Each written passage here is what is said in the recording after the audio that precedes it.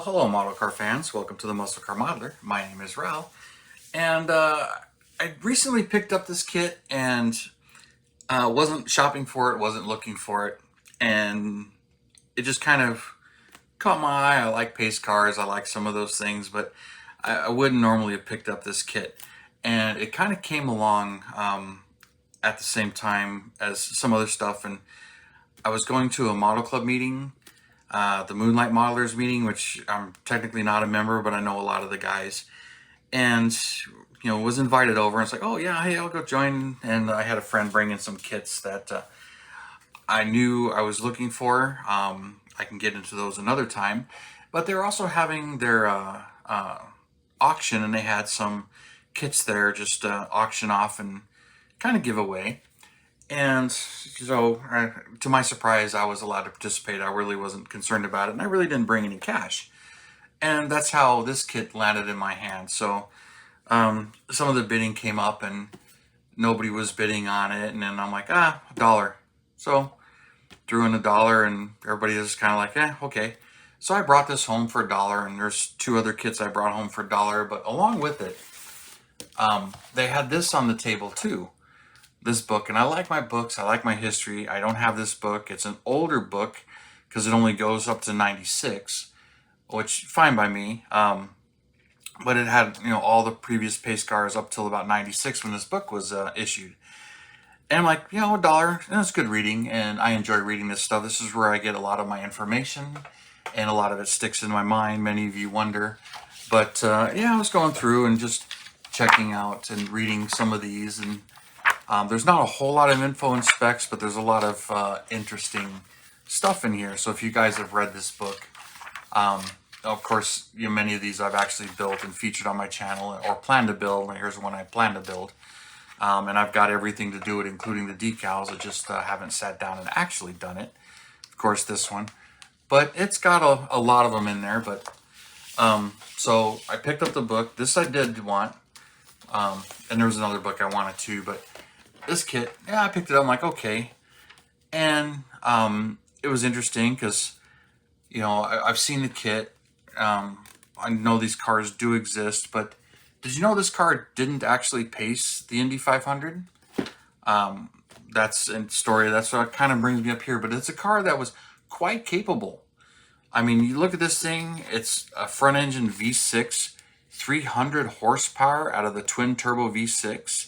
24 valves, 5-speed manual transmission, pretty lightweight, all-wheel drive. This thing was actually a rocket in its time frame, and a pretty potent performer. Especially when you compare it to some of the things that were going on at the time.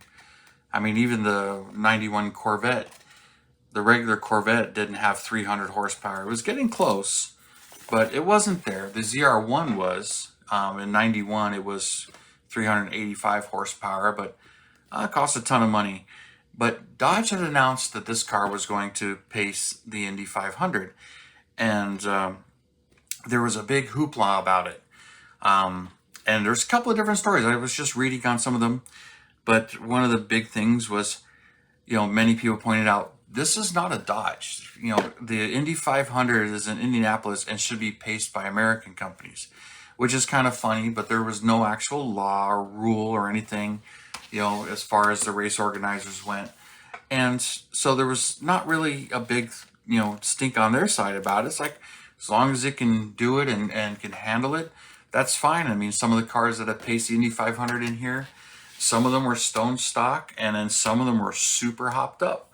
The 79 Mustang pace car, the real car, that you bought at Ford, had a V8 or 4-cylinder turbo, but the pace cars were specially prepped Roush 302 blocks with older 351 heads, and those things were pumping out not quite 300 horsepower in 79, but it was like 260 or something like that. But it kind of tells you about that too.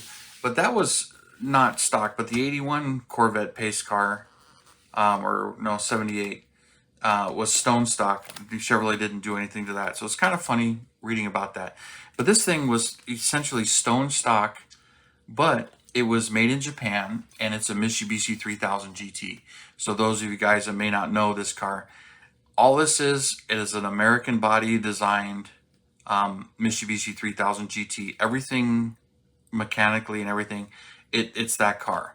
So, it's, to say it's a Dodge and it's just a rebadged Dodge, it's a Mitsubishi with the Dodge name on it. So, no slouch, it's a performer, but it's, the big thing is the UAW, made a big stink about how, how could they do this? That needs to be an American car.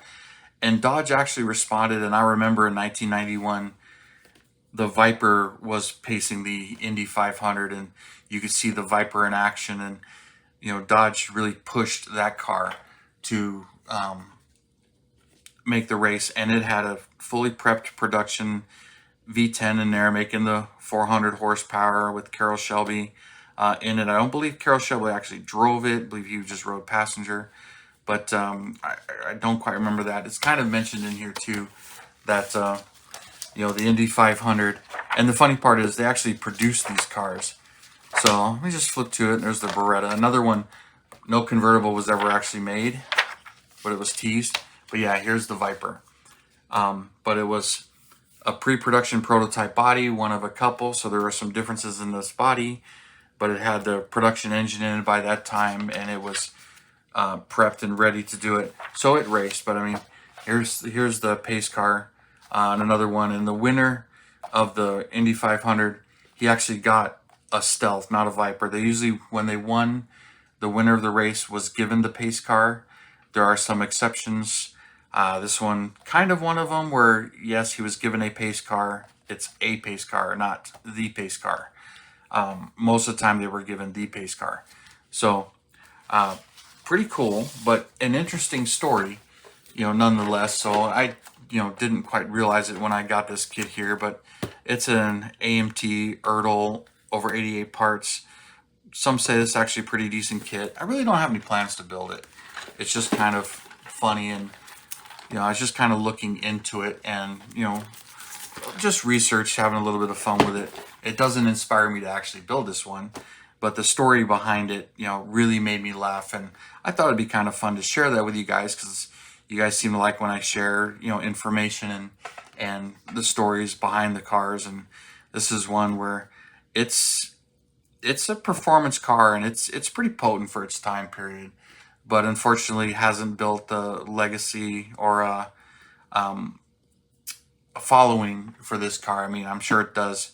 There's some people that really enjoy this car, and I know it's no slouch. I've actually ridden in a 3000 GT, and when they were a few years old, and that was a pretty exciting ride, in the mid 90s, when something like that. And I remember a friend, I was riding in that car, and he's like, he just dusted a 69 Camaro, and I'm like, this, the 69 Camaro, even though it was hopped up, big, heavier car, didn't have all-wheel drive and twin turbos, and it was really just the technology, really not the driver. So he got mad at me for that at that time, but that was me and my big mouth at the time.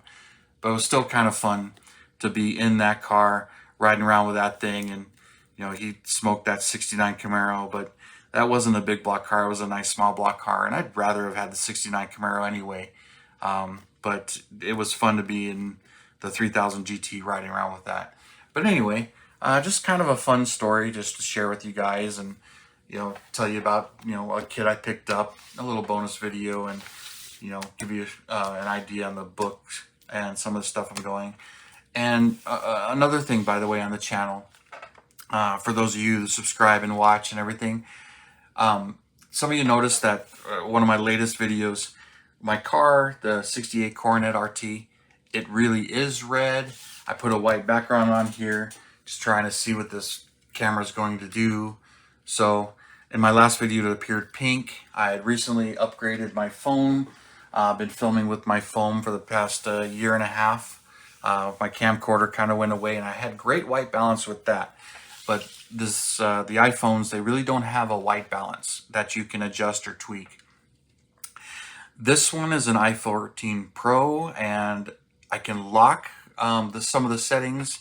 So I can lock it in macro, and I can lock it from changing lenses, which is kind of one of the problems when I was focusing, coming up close or whatnot.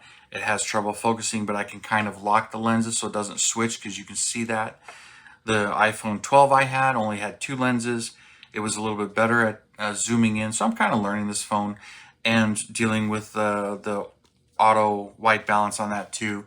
Although that one, sometimes my videos would switch from white to green, so you'd see the background change colors and just some of the settings. So I'm playing with that and learning new things and dealing with some of that.